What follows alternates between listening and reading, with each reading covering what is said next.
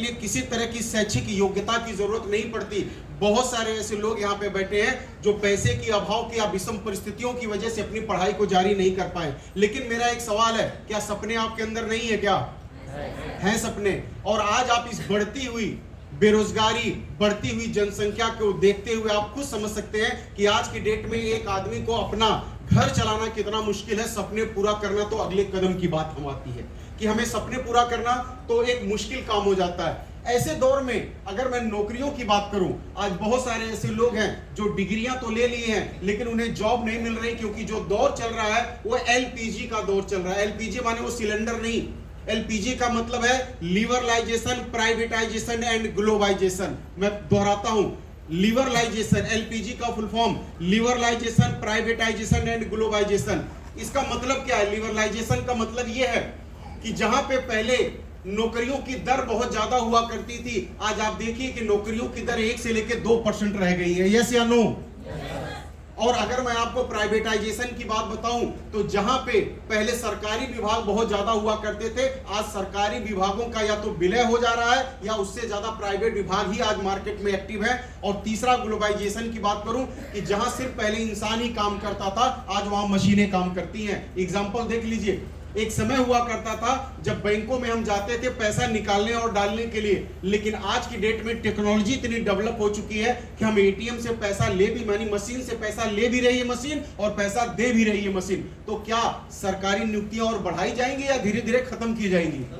और मुझे एक फील्ड बताइए जहां टेक्नोलॉजी आज हावी नहीं हो रही है। आप लोग अगर रील चलाते हैं, आप अगर यूट्यूब पे है तो आप देखिए ना, आज रोबोट धान भी काट रहा है, गेहूं भी काट रहा है और सारे काम फैक्ट्री के भी कर रहा है। तो क्या ये आने वाले टाइम में हमारे बीच में नहीं होगा?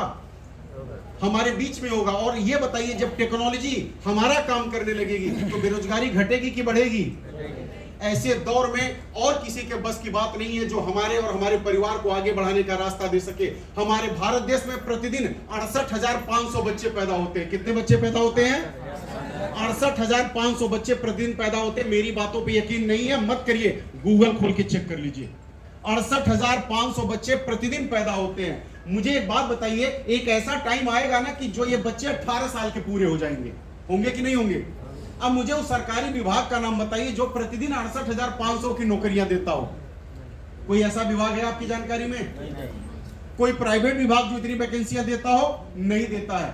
लेकिन डायरेक्ट सेलिंग एक ऐसा उद्योग है, यहाँ पे हजारों लाखों नहीं करोड़ों लोग भी यहाँ पे आत्मनिर्भर बनते हैं, उन्हें रोजगार मिलता है जिससे वो अपने और अपने परिवार के सपनों को पूरा कर सकते हैं।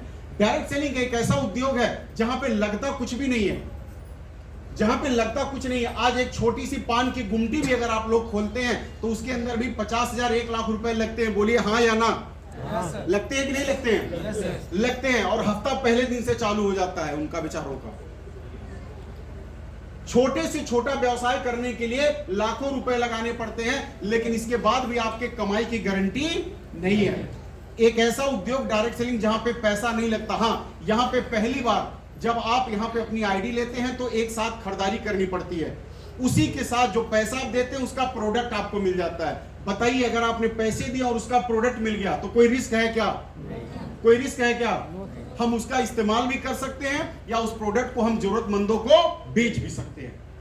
और साथ साथ एक मौका मिल गया। करना क्या इस बिजनेस में? अभी नवनीत जी ने बताया कि आप इस बिजनेस के अंदर आते हैं और आप जैसे ही ग्रुप ए और ग्रुप बी यानी कि इन 2 व्यक्तियों से बिजनेस के बारे में चर्चा करते हैं। अगर मैं बेरोजगारी की बात करूं तो आज हमारा समाज पिछले कई 100 वर्षों में अंग्रेजों ने और विदेशियों ने हमारे देश को उतना खोखला नहीं किया जितना 20 साल में बीमारी और बेरोजगारी ने हमारे देश को, समाज को खोखला किया।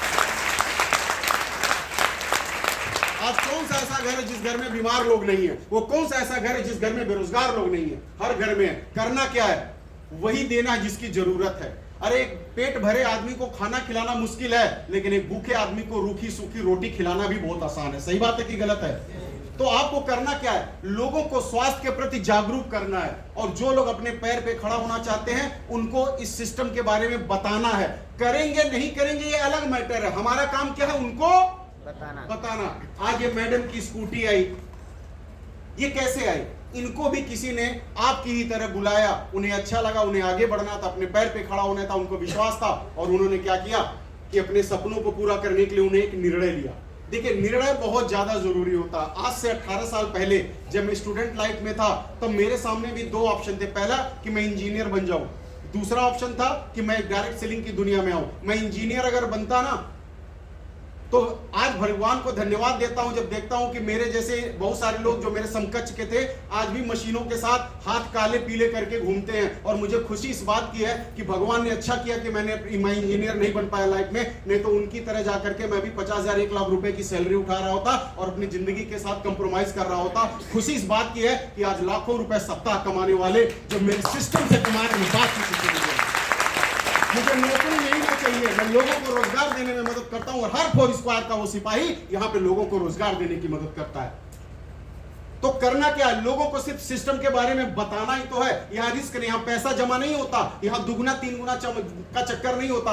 आपकी ज्वाइनिंग होती है, आपको प्रोडक्ट मिलता है।